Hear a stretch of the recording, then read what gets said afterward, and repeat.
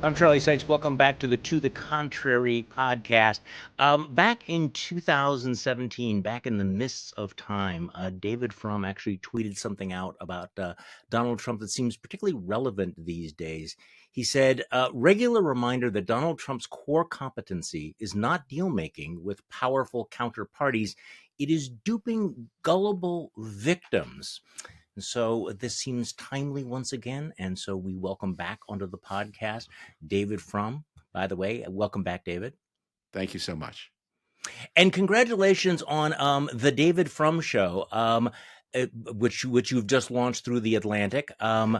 And it seems to me, and I just wanted to comment on this, that you and I are probably the only two YouTube hosts that actually wear ties and jackets on YouTube. Yes.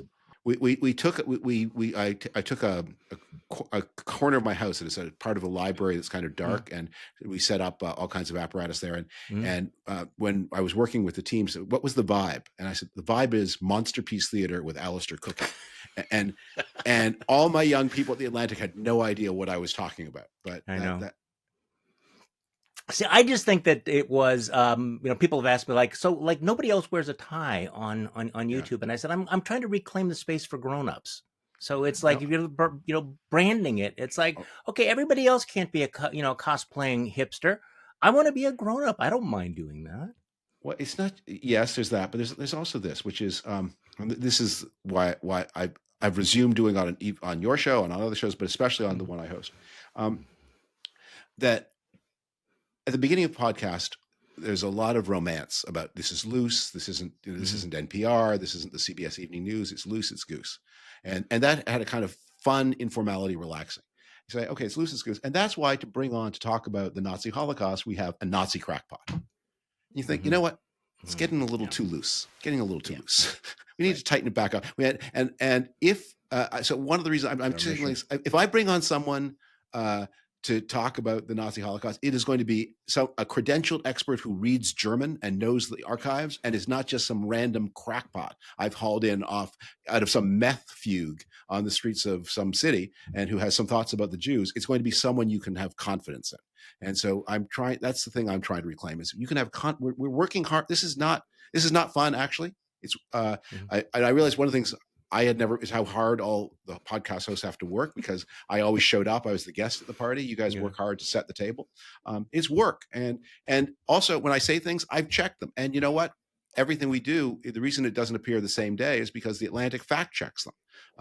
And if they're factual statements made on the show, there's an independent eye to look at them and say, David, what was your source for this thing? And even though I said it impromptu, if I don't have a source, it'll be cut.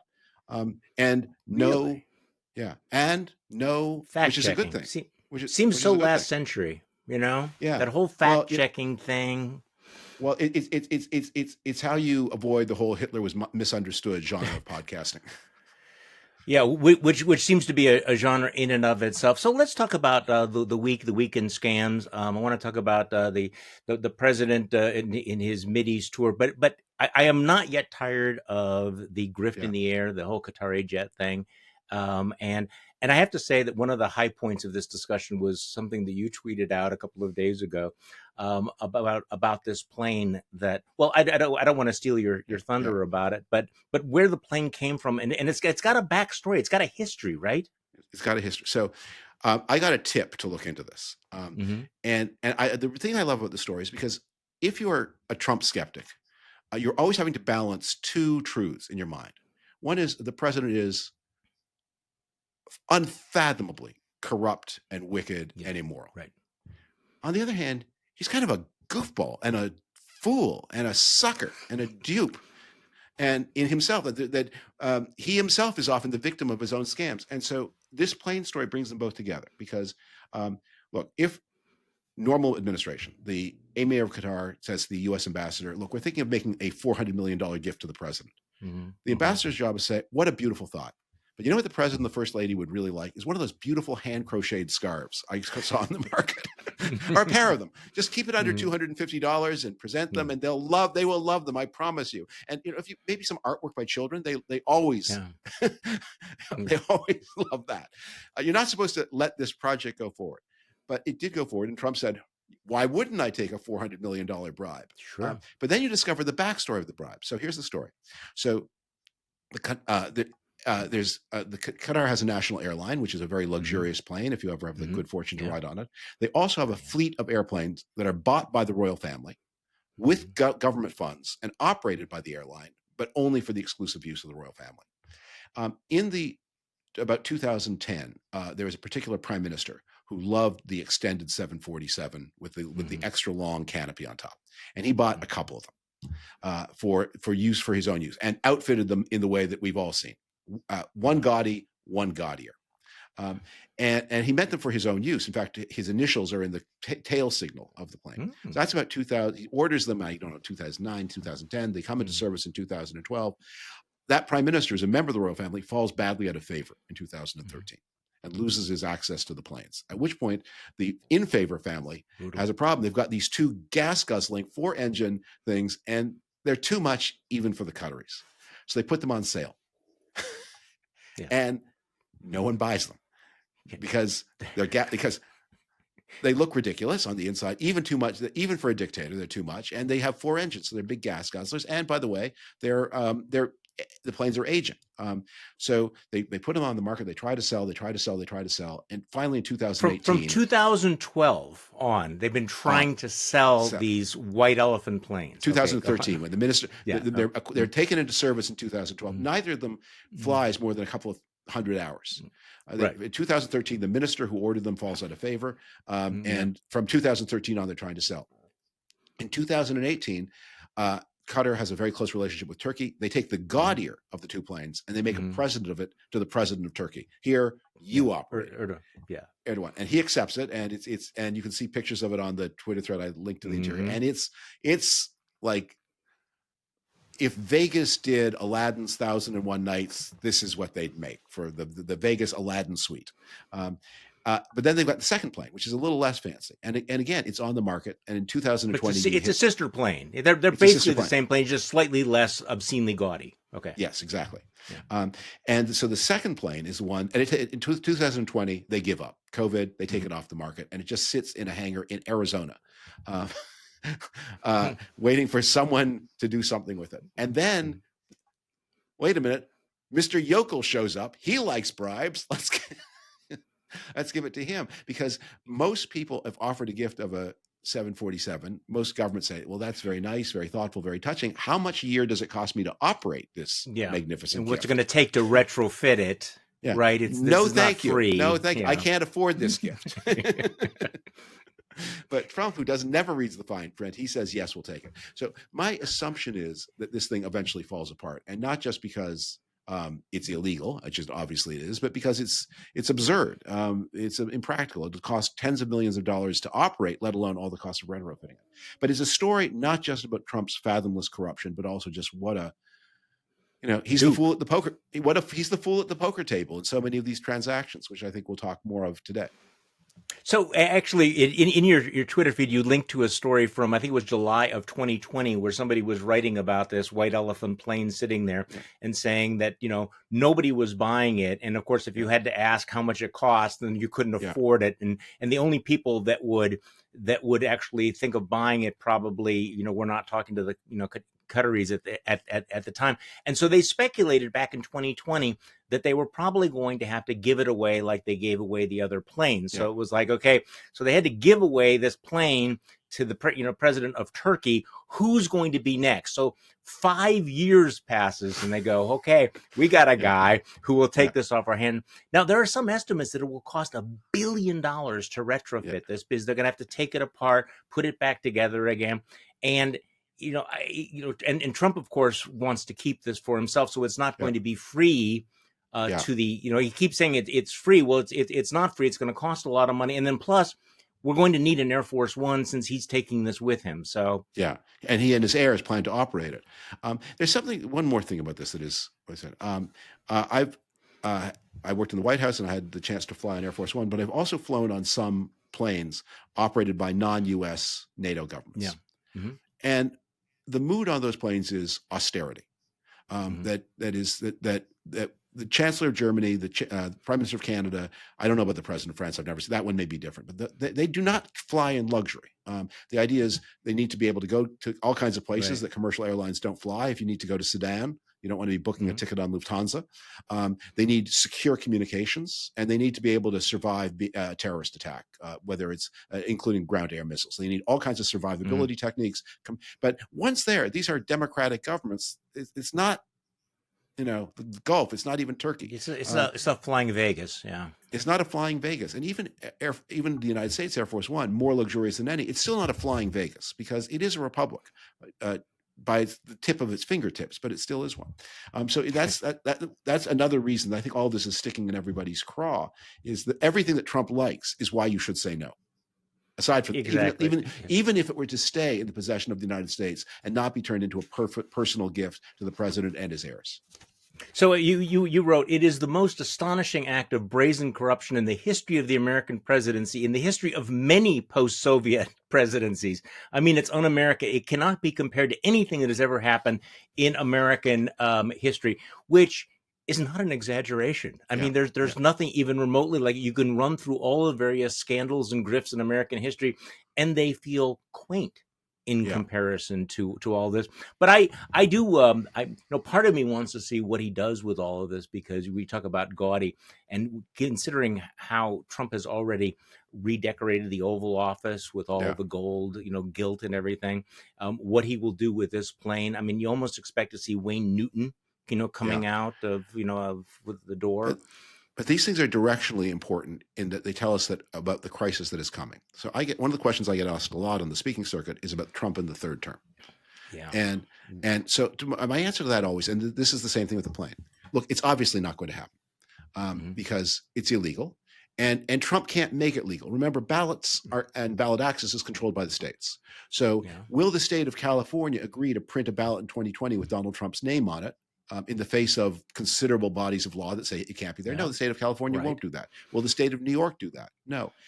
Maybe Oklahoma will, but But he doesn't need uh, California and New York, right? He just uh, needs 270 electoral votes. uh, he maybe the state of the point is he's not going to be on the ballot in Yeah. the majority of the country. So Yeah. it's Like not a Wisconsin. workable. It's not going to be it's not a workable plan. So it's not going to happen.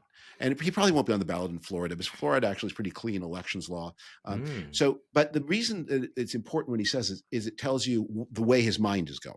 As this plane tells you where his mind is going, he is not going to allow there not to be a constitutional crisis.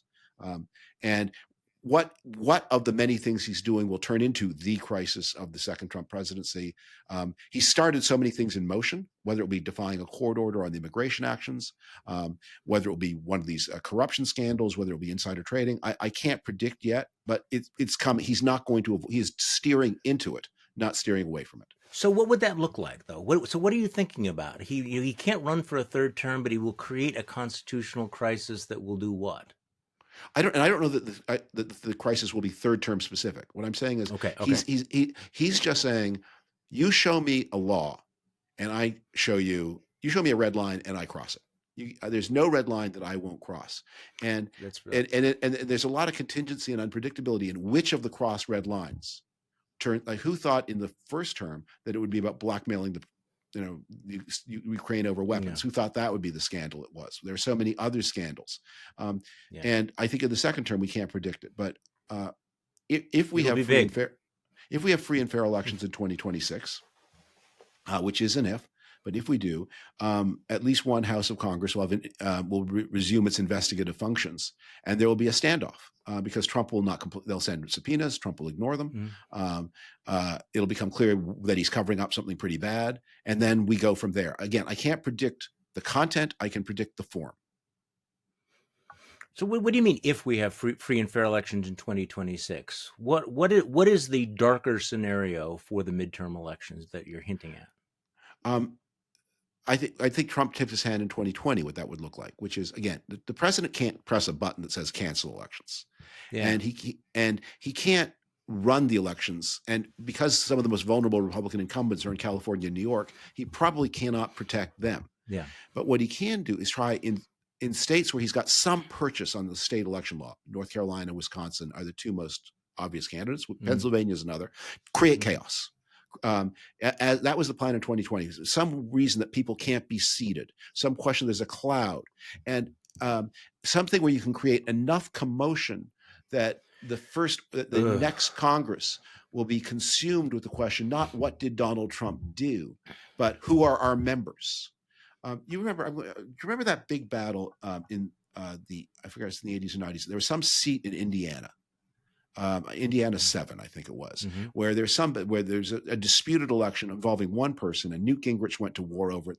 He eventually lost, but he thought he made it seem like it was the constitutional battle of the century over whether this, and I completely forget what it was all about. I do too. Yeah. But I remember it was a huge, and it took a lot of congressional time.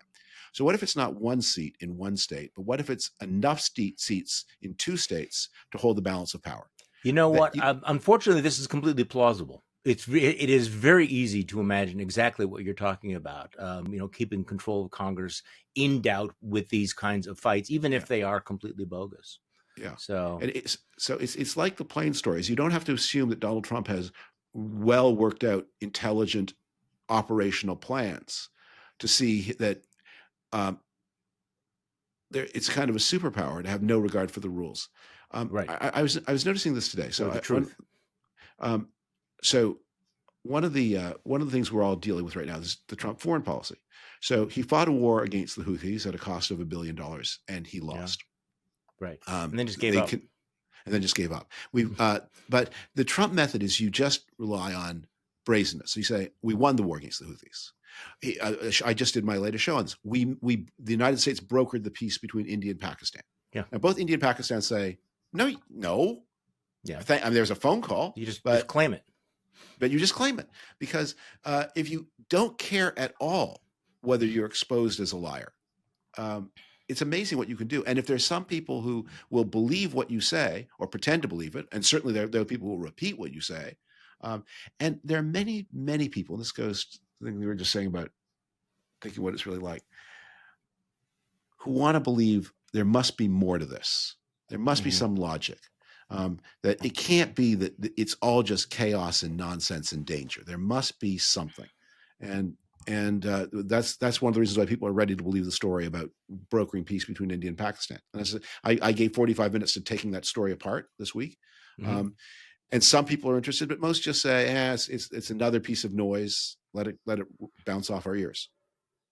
Well, let's talk about the foreign policy, and I want to get to tariffs because you had a very, very interesting piece about the how regressive tariffs are. But I want to talk about this trip to the Mideast, and there's so many different aspects of it, including meeting with the president of Syria, the kissing up to Mohammed bin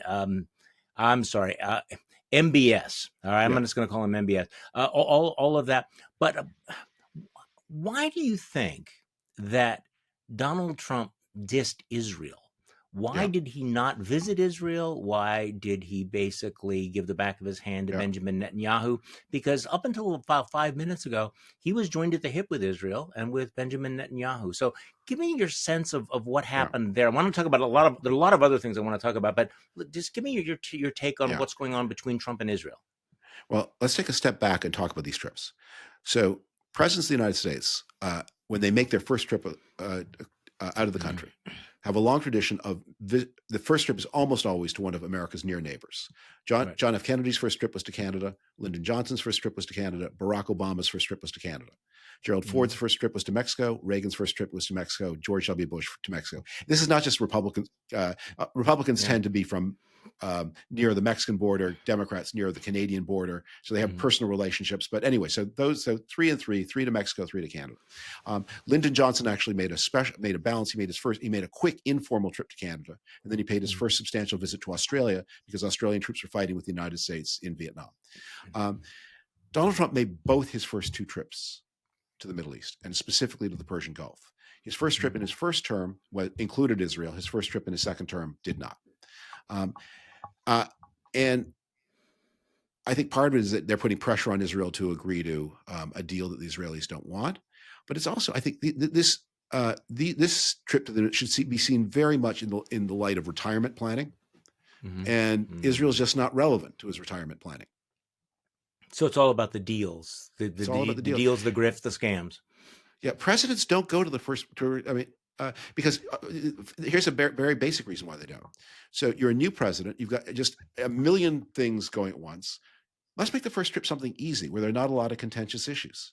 So you go to Canada, you talk about the water in the Great Lakes. You talk about getting the Canadians to spend more on their defense procurement. You speak to the Canadian Parliament. It's and everyone knows everybody. Right. It's easy. And there are not a lot of the security.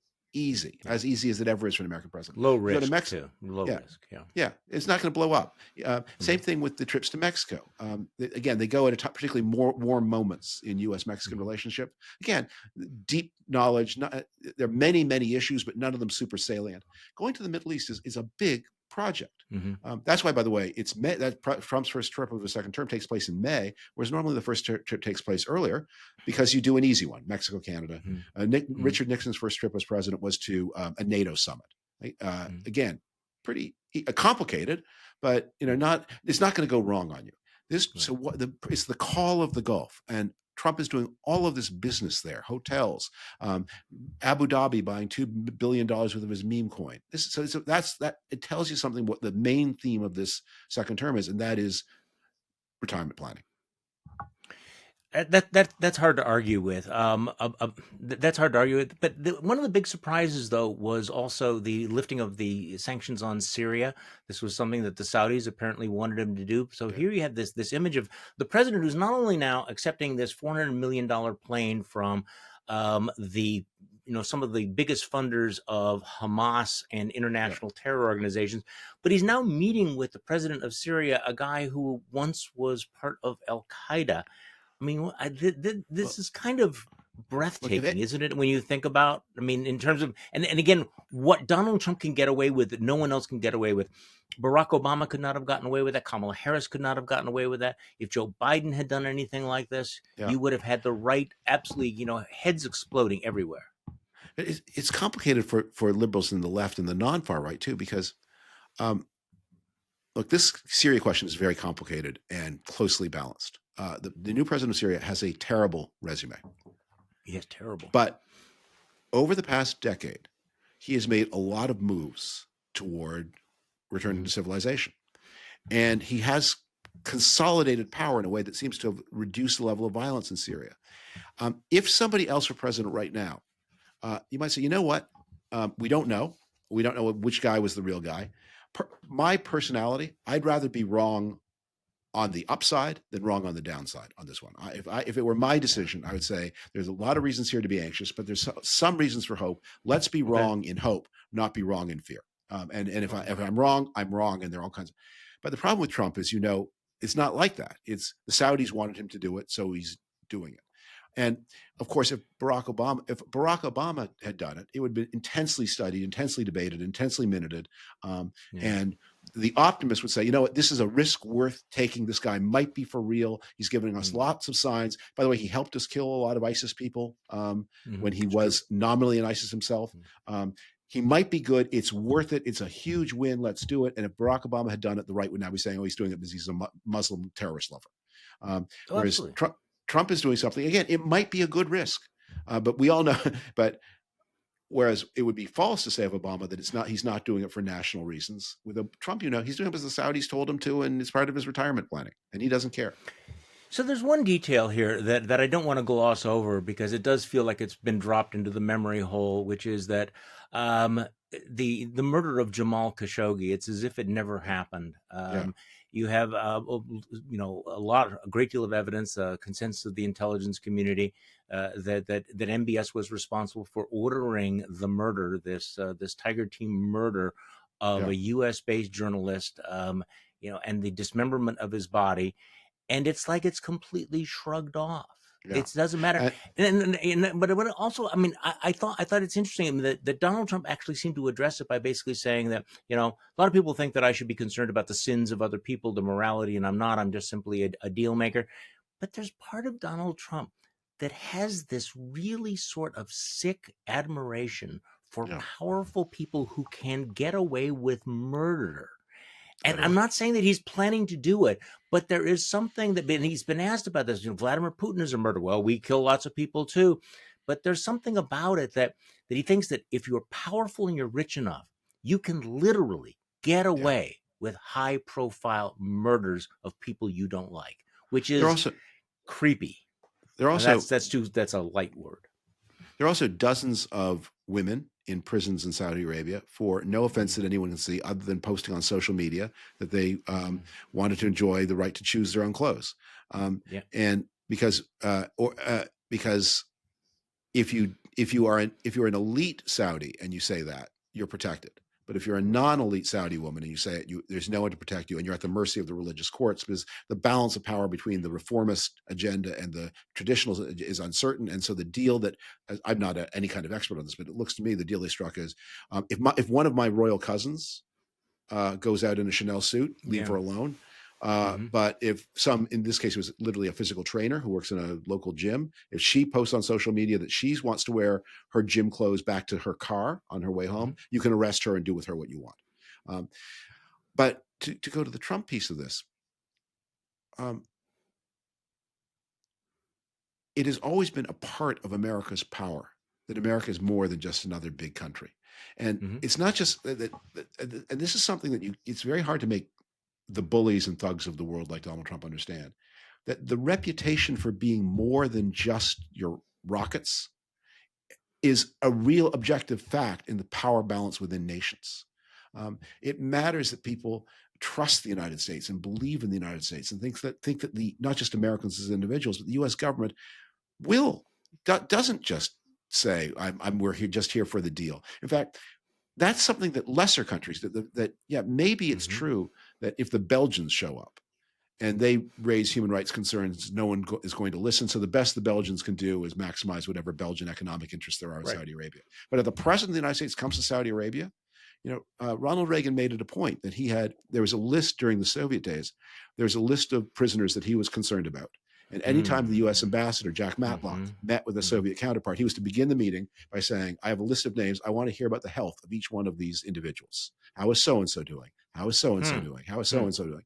Not that you could get them out of prison, but Right. you could make the Soviet, someone was paying attention to their health. And it was a factor in the relationship. Not the only thing, but a factor. And the United States is big enough and powerful enough that, that commanded some attention. That's an amazing switch when you think about how far we've come from that. Okay, so let's switch gears a little bit and talk about the other thing that Donald Trump has claimed victory. He blinks with China, but of course, Trump being Trump, declares that he's got this great deal with the United Kingdom with China. You had a great piece though, I thought, about the bait and switch involving tariffs, and it was very clarifying because it points out that here you have this populist president who for Yeah. the little people. And yet, if you understand exactly how tariffs work, they are incredibly regressive. So, talk to me a little bit Yeah. about that because you went through who pays tariffs and who Yeah. does not pay tariffs. And it's really, I think, was very illustrative of Yeah. exactly the problem of a populist president pushing massive tariff increases. A tariff is a retail sales tax Hmm. on an imported good paid by an American that applies only to goods, not to Hmm. services, and is protectionist, and applies only to things you spend money on. So basically, uh, an upper if you compare a um, a poor person to an upper middle class person to a rich person, Hmm. the rich person saves almost all of their income. The Right. middle class person will spend more of their income, but spend much of it on services. And the Hmm. poor person spends almost everything on goods.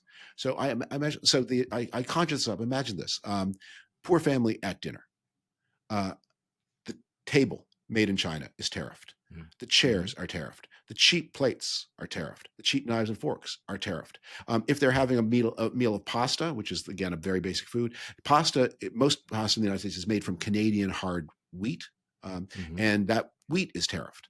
Um, everything if they have soda with dinner, the aluminum can in which the soda comes, tariffed. Now imagine a fancier family. They're celebrating their Trump tax cut at a restaurant. If you go to a restaurant, the most important costs in your meal are the rent of the space, not tariffed, Hmm. and the wages of the chef and the servers, not tariffed. And the plates, if they're tariffed, of course, but they come from Italy, not from China, so they pay a lower tariff. And I went through this sort of summary of, the doll is tariffed. The nanny that the wealthier family hires to play with the doll, not tariffed. The doorknob is tariffed. The doorman on the apartment building, not tariffed. The towel is tariffed. The towel is tariffed. The membership in the swimming club, not tariffed. So as you go up the hierarchy, you pay less and less. So one of Trump's talkers, fellow Canadian, I'm sorry to say, Kevin, what's his name, O'Leary, he goes on TV and says this is like a VAT. It's not. A VAT is neutral between imported and is not protectionist, and it applies to services as well as goods. So the VAT is paid on the membership in the swimming club as well. Is paid on the membership in the swimming club as well as the as well as on the towel. It is the most regressive, most unfair tax you can possibly have, and as Trump steps back from the brink of the Dr. Evil million D billion D percent tariffs on China to the 10 to 30% tariffs that we're going to end up with, he's building a whole revenue system that is paid overwhelmingly by the poorest people in America. And by the way, it is imposed at the discretion and whim of the president without Congress, and that can be given exemptions to by. If you're a corporation that says, look, our corporation is a special case, so the usual rate of corporate tax is punitive for us, you have to go make that case to Congress. And you have to get Congress, House and Senate to pass and the president to sign a special amendment in your favor. But if you want an exemption from a tariff, you just win Trump's favor and then he carves out an exemption for you. So it's a system of arbitrary executive taxation shot through with arbitrary executive exemptions, all of which falls on the poorest people in society most heavily. And this raises the question of, looking back on that first 100 days, the abdication by Congress has actually been breathtaking. It's something that I don't think the founders ever imagined when they wrote Article 1, that they thought that Congress would basically say, we're just not going to be part of this entire drama until now. Congress, actually, the founders not only did imagine this, they remembered it, because the most important historical event in the memory of the founders was the English Civil War of the 1640s, and then the Glorious Revolution of the 1680s. And the 1640 Civil War was triggered by the attempt of King Charles I to raise money without Parliament. And he had a variety of schemes and devices for raising money without Parliament, and it led to a crisis which ended with Charles I getting his head cut off. So could the founders imagine an executive trying to raise money without Congress? They sure could. Yeah. and they, because they were descended from the people who'd done the head cutting. But they could, but having written the Constitution, they thought that they had solved that problem, right? They said, we're going to make this absolutely crystal clear that the power of the purse resides in Congress, not the president. And we can't make this any clearer. And yet here we are, where Congress basically on this issue, on the issue of tariffs, had turned themselves voluntarily into potted plants. Yeah. And not just Congress, by the way. The Constitution says every money bill must start in the House. So the part of Congress they regarded as close to the people, that's where the bills started, that the people were going to pay the tariff on the table. You had to get their assent. And of course, in those days, because tariffs are relatively easy to collect if you're a less developed country, the main source of revenue was tariffs. They thought, okay, the people who are going to paying the tariff on the table, they have to approve. And look, Congress got into this jam gradually and for reasons that are not crazy. So through the 19th century, tariffs are the main source of revenue, and Congress imposes them. And it's always a bloodbath to impose a tariff bill. And they're crazy, and they're irrational, and they're stupid, and everybody can see how stupid it is. Henry George, who was a great free trader of the 19th century, wrote that to introduce a tariff bill, corruption too. Yeah. Right. To introduce a tariff bill into Parliament or Congress is like throwing a single banana into a cage of monkeys. Soon they're all screeching and yelling for it. So they try to create tariff commissions, and none of this works. And then you get the tariffs of the 1920s that caused the Great Depression, the tariffs of the 1930s that aggravate the Great Depression. And by the middle of the 30s, everyone in Congress says, you know what, this was all a terrible mistake. So beginning in the Roosevelt administration, beginning the year 1934, Congress passes a series of laws that grant discretionary authority over tariffs to the president to roll back. The idea is always he's going to be most free. He's going to be the most free trade person. He's going to be the honest broker. He's not going to be vulnerable to the pressures we are. So beginning with the Reciprocity Act of 34, and then through a series of measures, more and more powers delegated to the president to say you can impose tariffs basically for two reasons. You can impose tariffs. You can impose permanent tariffs for reasons of national defense. You want to protect an artillery factory from cheaper competition. We need to keep that artillery factory here. You have permanent power for national defense. And if there's like some influx of imports that threatens to destabilize a region, you have temporary power for emergencies. Temporary power for emergencies, permanent power for national defense. But the basic rule is we're assuming that tariffs are coming down, and you have these powers to stop us from doing something we'll regret later. So Donald Trump has taken these temporary emergency powers and permanent national defense powers to create a permanent structure of executive revenue that can only be rolled back by a vote of the House, Senate, and a signature of the president. So these things are going to be here for a while. This is an enduring mess he's made, and it's going to be a big project to undo it. So, talking about Congress, they are about to assert some clout, obviously, with this. One big beautiful bill, this massive, omnibus bill that looks like, and again, it's not clear how they're going to square the circle.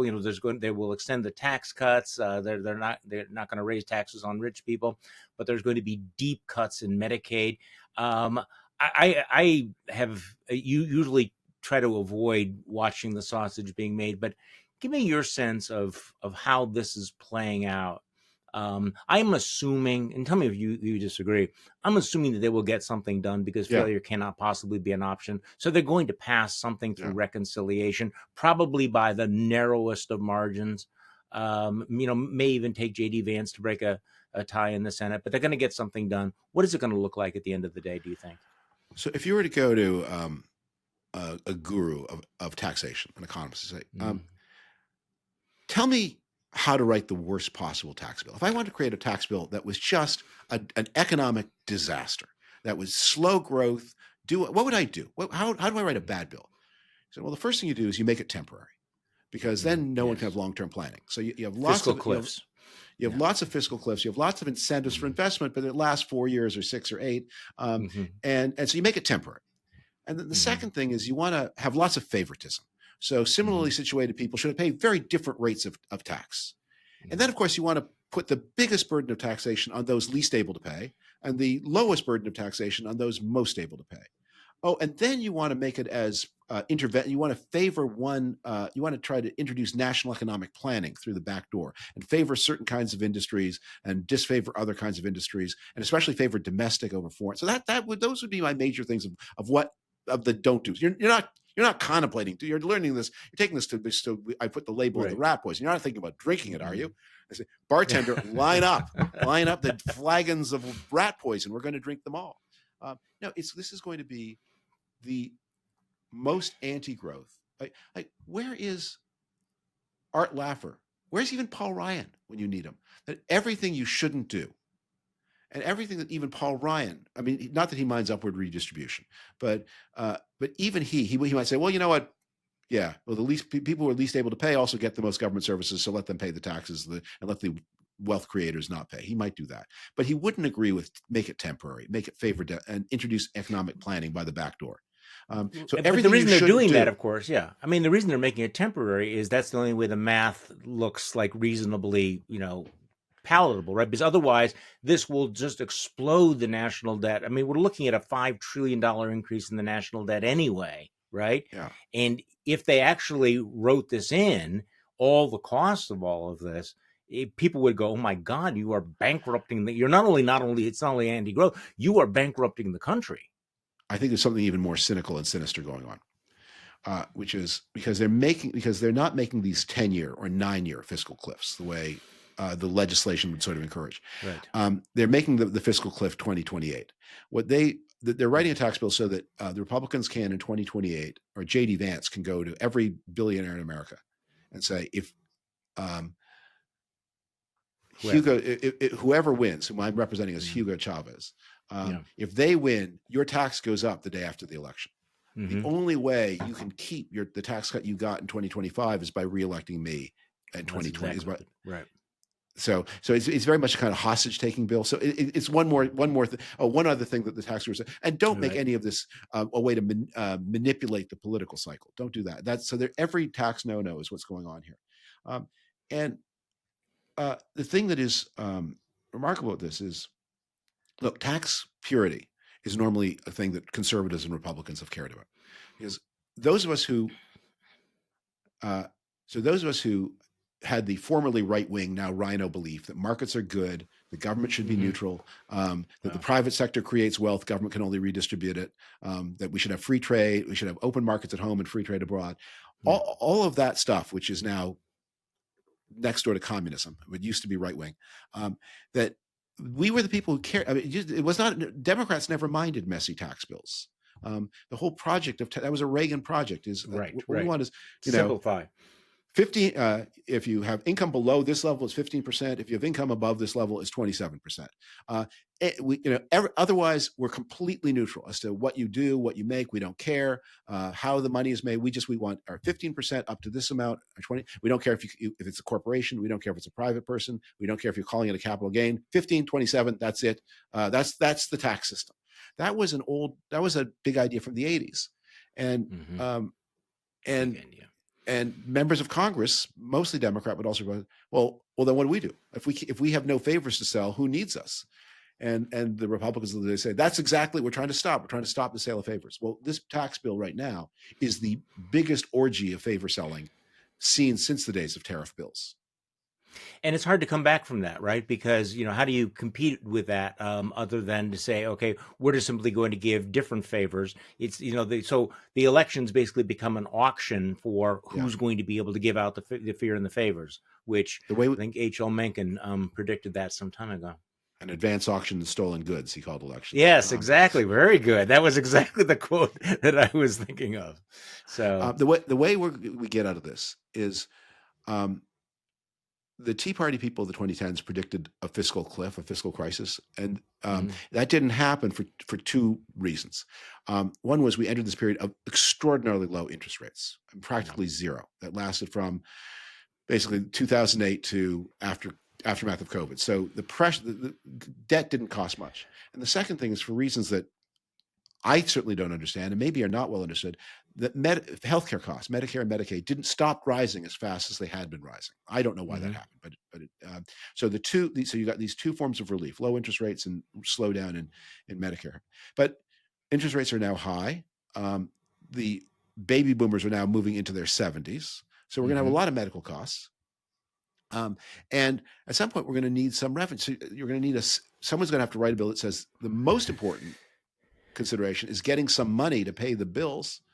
And at that point, you are going to you're going to need to get rid of many of the special exemptions, and you're also going to need, I believe, you are going to need some form of consumption tax, a VAT, not a tariff, but a VAT.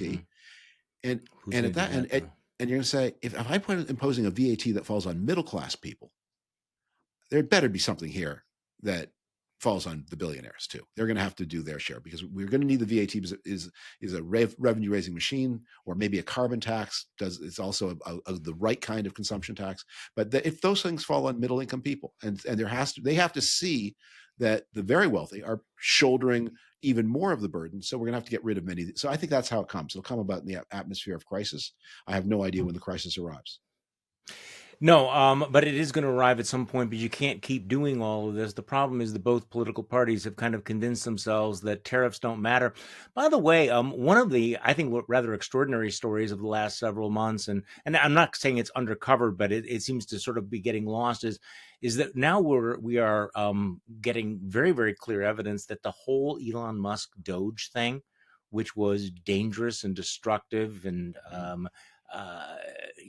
disruptive, but completely ineffective in terms of lowering the national debt, cutting the size of the federal government. So what was it about that? You have these agencies that have been crippled, services that have been put at risk. But when you look at the actual numbers, the savings are tiny, are infinitesimal. So the whole thing was a total fiasco, wasn't it? No, not from Elon. So Elon Musk in 2024 was very worried about SEC enforcement actions against him. In fact, I think he said in one of his public appearances that if Kamala Harris won the election, he would be going to prison. And I think he was thinking about his SEC. He did say that. So the SEC has been destroyed. So that's a win. he probably doesn't pay all that much income tax, and certainly neither do his friends. Well, a third of the auditors in the IRS have been laid off, especially those who focus on high income people. So that's a win. And that parts of the government that he regarded as dangerous to him have been destroyed. Climate enforcement. He's done tremendous damage to the atmospheric and oceanographic agencies. That's a win. So if you look at that, I have a very particular set of government agencies that I want to disable. He disabled them. The whole thing about so you had cost, the whole performative thing with the chainsaw was really, in a way, kind of a distraction from what his actual agenda was. You know, I describe Donald Trump as this combination of wicked and sucker. I would not describe Elon. There's no this is one shrewd operator, and so he got what he wanted. He got what he wanted, and that's why he can go now. And now he can get rid of NASA, and so he can do his own SpaceX thing.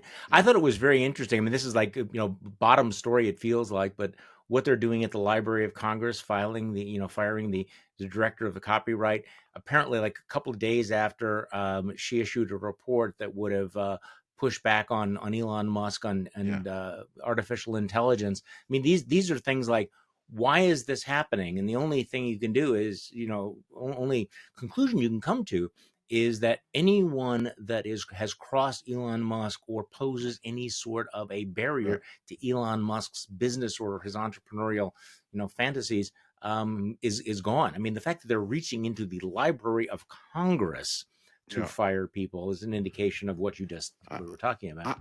I'm a big believer in what I call good enough government. So, like, if you're impoverished Singapore in 1964 and you're a rock with no natural resources, it takes tremendously visionary economic leadership to vault you into the first world. And they were lucky enough to get it. Many places weren't, but that's really hard. How do I turn this resourceless rock into a first world country? Hard. You take over the government of the United States, say, how do I keep this thing going? Well, balance the books, free trade, not too much government interference in marketplace, and predictable taxation. That'll do. It's not Lee Kuan Yew style economic leadership. It's good enough. Right. Okay. Well, to your point, it's not sexy enough, though.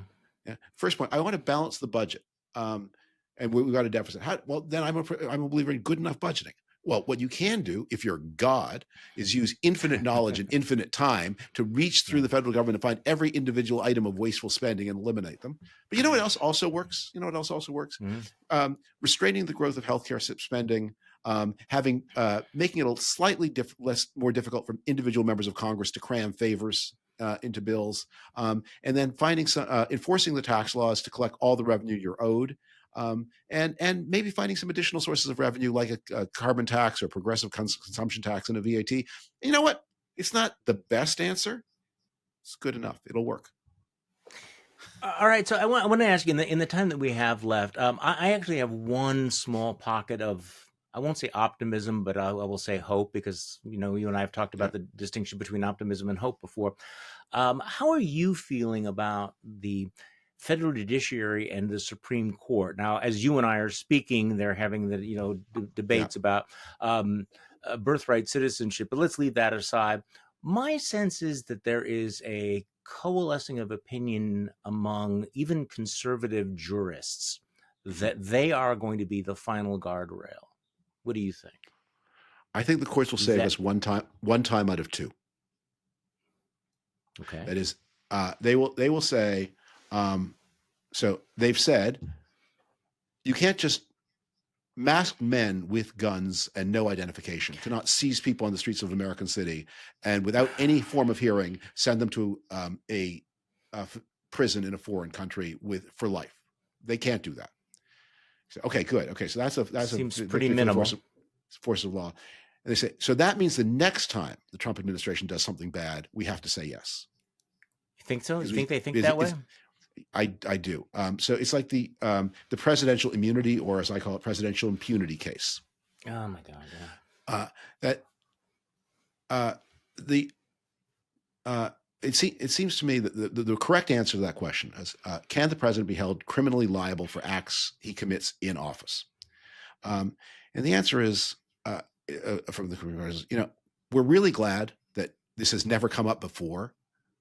since George Washington because the presidents weren't criminals. And we're really sorry that it's come up now. And the answer we'd like to give you is please don't ask us this question, because just don't commit crimes so we don't have to ever give you the answer. But if you need an answer, if we have to answer, if it's unavoidable, then obviously, yes, the president, and it's not a three-part balancing test. Obviously, if the president commits a crime while in office, yes. And now there's a factual matter of what the crime, that's the correct, but they didn't do that. So, okay, that's too upsetting and scary. So what we're going to do is we're going to invent a kind of presidential impunity, Roe versus Wade, where on the basis of nothing in the Constitution, no statute, we're going to invent a complex three-part balancing scheme with tests and counter tests. Invented it.